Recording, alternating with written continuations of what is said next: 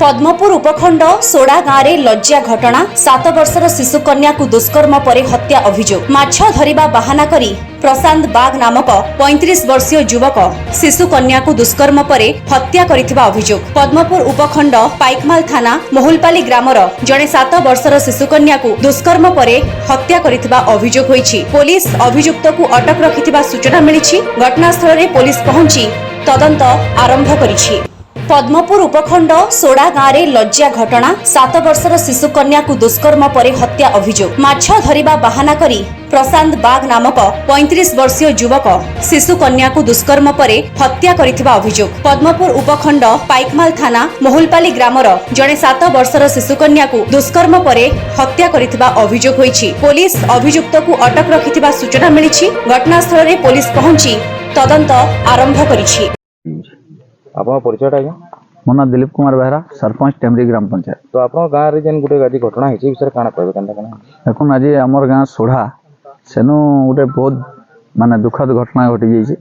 गोटे पिलाटे गोटे छोट छुआ के आनिकरी माछ मारवार लगी डाकी आनी से 3टा छुआ के जने 2 जन के फेरे देकरी जने के से हत्या करी सेनोर पारिपार्श्विक स्थिति भी एंता लगुचे जे से दुष्कर्म करवार लगी भी चेष्टा करी से झील के से जाइकरी फिर तांकर घरे बसीचे से छुआटा हजि जाइए बोली कही जिते बेले खोजाखोजी कलापर जना पड़ुचे जे से ताके मर्डर कर देइछे।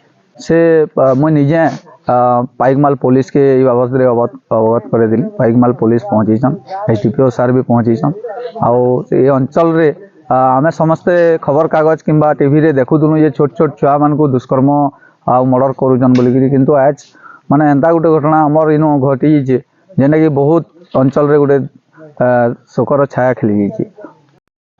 आज गोटे बहुत बड़ दुखर घटनाटे घटी जाइए। गोटे 4 वर्षर शिशु को आज मर्डर कर जड़े बालक प्रशांत बाग बोली जड़े मोहुलपाली बालक आसिक आम सोढ़ा ग्रामर इन 3 दिन है रोला एवं 3टी छुआ को नहीं 2टी छुआ को से घर को पठे दे गोटे छुआ को नहीं जंगल रे हत्या करिछि। सोढ़ा गाँव पठारी जंगल रे एटा घटनाटा घटी। हत्या तो से करिछि ताको वर्तमान पुलिस आसी तदंत भी आरंभ हैलानी। तापर जना पड़बो आमे तो देखिछु ताको ता मुंड रे पूरा आघात होकर मुंड पूरा चुपी देछि।